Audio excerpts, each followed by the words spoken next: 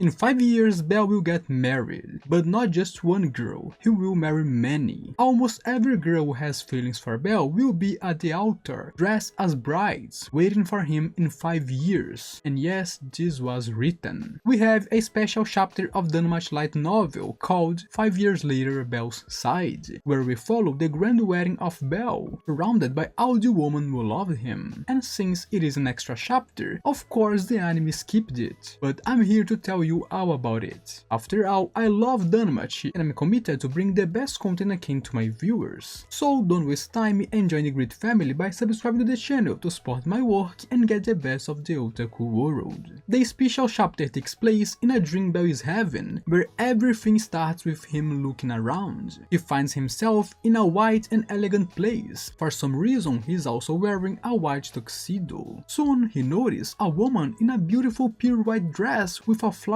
crown smiling at him. It's Ice, of course. Bell finally remembers this is the moment he's about to get married, on this very day, 5 years after meeting her for the first time. Not long after, the two of them stand in the chapel, face to face, waiting to make their vows. Ice is dressed as a bride, and Bell feels truly happy, about to marry the beautiful and adorable girl he always wished for. This is until Hestia bursts into the room, kicking the door open and yelling that she won't allow it. Hestia demands to know why Bell is in such good mood with this girl in the room, and Bell, now in shock, notices that Hestia is also dressed as a bride.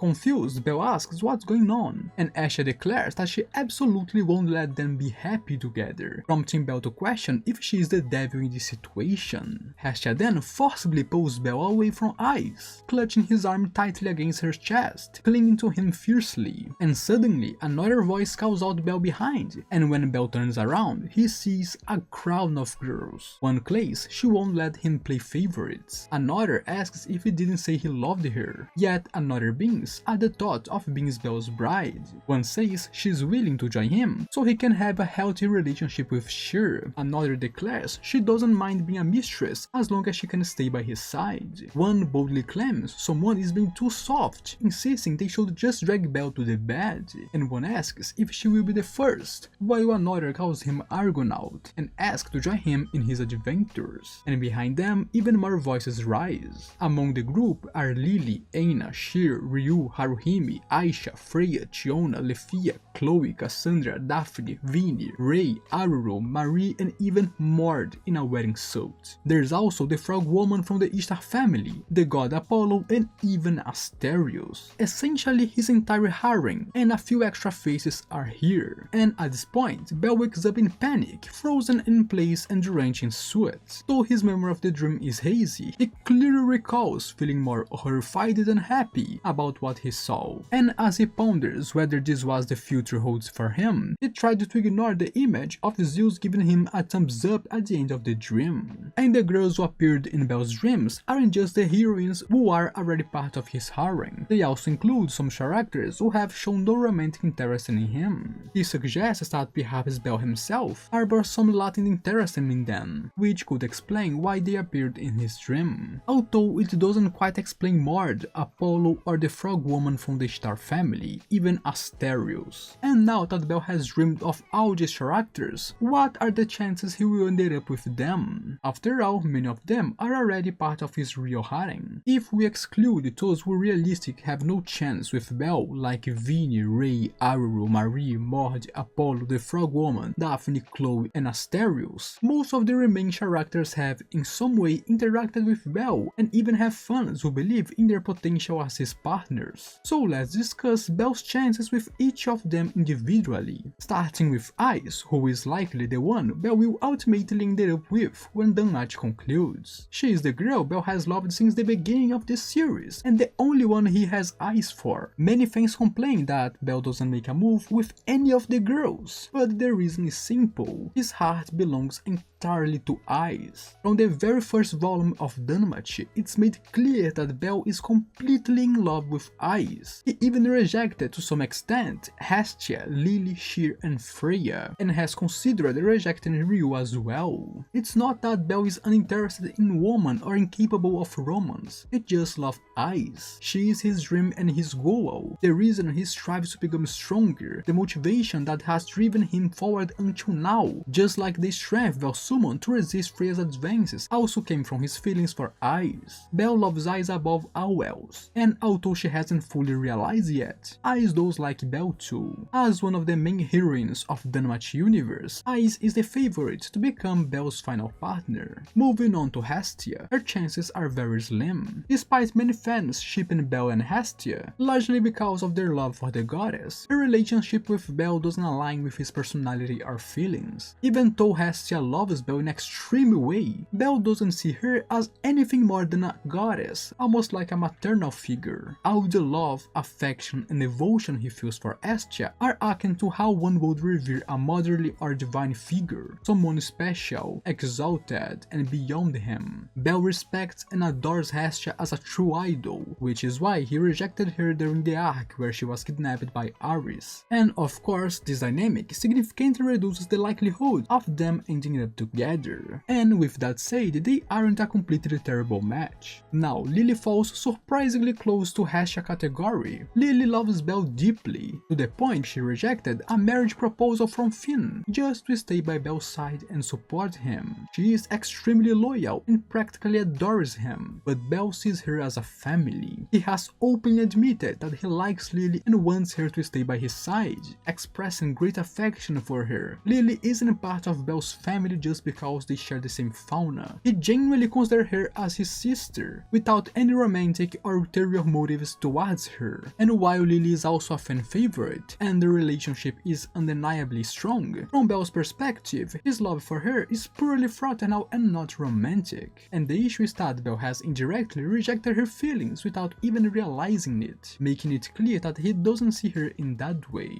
Aina, on the other hand, is one of my personal favorites, but her chances aren't very high either. Aina has liked Bell from the very beginning of the story, though she initially justified her feelings as seeing him as a young brother. However, the development of her feelings for him is genuinely amazing. In the light novel, you can see how those feelings gradually evolve until she fully realizes what she feels for Bell. Aina's case is both funny and complicated. At first, Bell only saw her as a strict older sister, but over time he began to see her as a woman too. There are even moments where he gets flustered around her, proving that he is not entirely immune to her charms like he is with others. But still, Aina's chances is very slim. Now, Ryu, without a doubt, is the heroine with the highest chances of being with Bell, second only to Ice. Even though Bell loves Ice and doesn't intend to be with anyone else, Ryu is the one who's coming the closest to shaking his heart and connecting with him in profound ways. She's one of the closest people around Bell throughout the series, and whether people accept it or not, Bell clearly thinks of Ryu as a woman. From the very first time he met her, Bell found her captivating, but after their time in the deep floors, it's undeniable that Bell had thoughts about her, especially during the more intimate moments. Ryu has a rich history with Bell, romantic moments, and she's someone who always supports him. So behind Ice, she's undoubtedly the second favorite heroine to end up with him. And notably, Ryu has already confessed her feelings to Bell.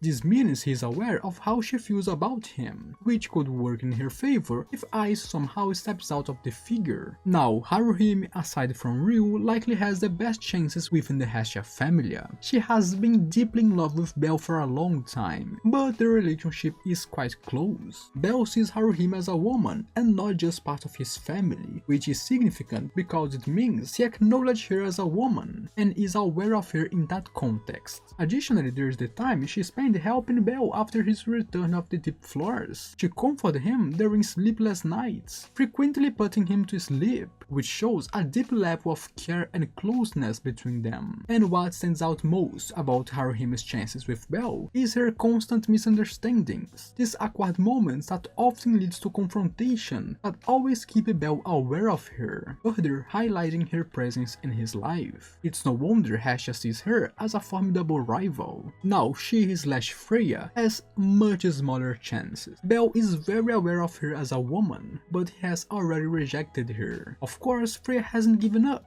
and has made it clear that she will keep pursuing him while continuing to support him. She even warned him that he needs to keep an eye on her or she might repeat her past actions, and this puts Bell in a position where he is close to Freya and conscious of her feelings. However, the issue lies in the fact that he doesn't see her in that way, as evidenced by his rejection. And Tiona is a beloved character for many, myself included. Tiona likes Bell a lot, though it hasn't been shown as romantic so far, it's more of a friendly admiration. However, she seems to genuinely adore Bell and his adventures. There is also the connection between their past lives, with Bell being Argonaut and Tiona being Ona, although I don't think this holds much significance in their current relationship. Tiona shares a lot in common with Bell, and their chemistry is undeniable to the point that I absolutely love their dynamic. Sadly, her chances with Bell are very slim. Lethia, despite appearing in the dream and having her own group of shippers, mostly sees Bell as a rival. While she disliked him initially, their relationship has improved, as they are now in good terms, especially after some events they have shared. However, Lethia still considers Bell her competitor for Ice, who is the object of her obsession. Even though they get along and have some cute moments, there's nothing substantial here to suggest future romance. And Cassandra, on the other hand, is someone I personally like a lot.